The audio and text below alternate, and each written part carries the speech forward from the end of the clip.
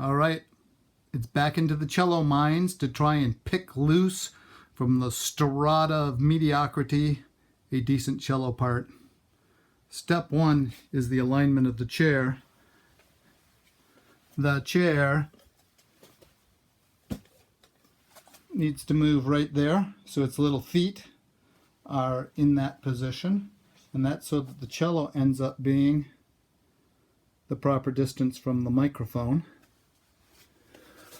I've got my antique Pro Tools session set up. There's my cello parts. There started out being one, then there's two, and oh my God, now there's three. So I got to go fix these parts. So it's time to find the bad parts and play them over again so that they sound good. So the part that I want to fix up goes like this. And what I want to do is get rid of the scritchiness, because cello can make wonderful noises. It also has lots of horrible noises it can make. The problem with this piece is that for this thing to sound right, you got to push really hard on the string, or you get this thing. If you're not really fretting out the string, it sounds terrible. And the thing about this riff is I go from open string, which leaves my little finger at the end, which needs to push down really hard, which if I just use my big finger, that works good. But I got to use my little finger to get there. And that's fairly decent. But on the fly of doing this whole part, I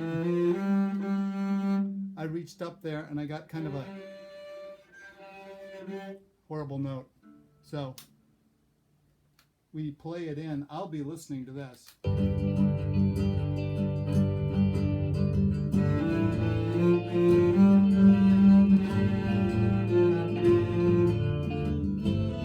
And see, that was played pretty crappy, so I got to do this over and over again until it actually gets good.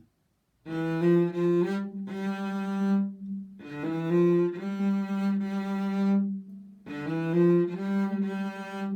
that's the thing about the cello. Your finger can't be over here, because then it's not the right note. It can't be over here, because it's also the wrong note. It has to be exactly, absolutely, precisely here. And then because this is a square wave, which is similar to what something like this.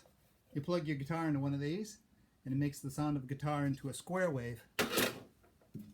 Cello is always a square wave when you play it with a bow, because the bow is pulling on the string and then letting go, and pulling and letting go, and pulling and letting go.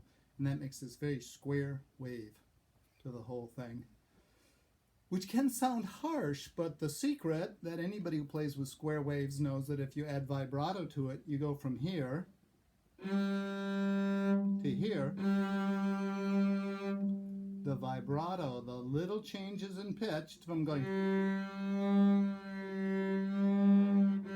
I'm totally overdoing it, makes this note sound a lot sweeter.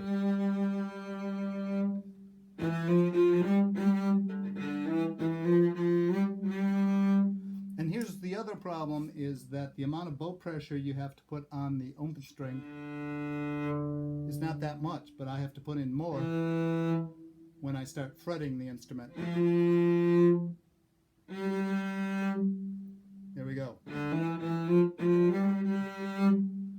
Now the next part is if I leave these speakers on,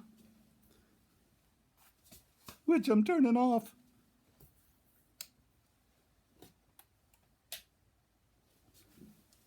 the mic will also pick up not only my cello, but the thing I'm listening to, and then it kind of all turns into a big mess. So the alternative is headphones. And then because the mic is pretty sensitive, I put on these to block the sound from getting back into the mic, but I'm leaving this ear out, because I'm using that to hear what the cello's doing. I'm using this ear to hear what the music's doing. And then, anyway, you won't be able to hear the music because it's not coming into this. But now it's time to practice the thing.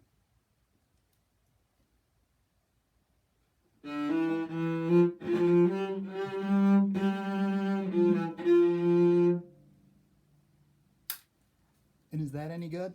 No, because the same thing when I hit this G note, I kind of went, you know, and that's because I got to do it with this weak, limpy pinky finger. So this is the next part. Do it again.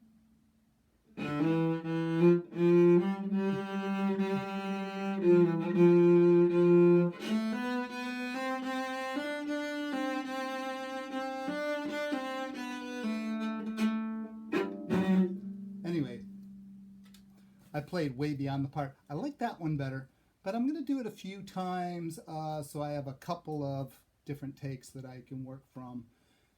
And then I'll go on and try and find the next little bit because I know there's one part that's really bugging me, and then I'll go fix that. And this will go on and on and on. And eventually I'll be happy with it, and it'll be a piece of music, and then you'll be able to listen to it. So anyway, I'm back to business now. See ya!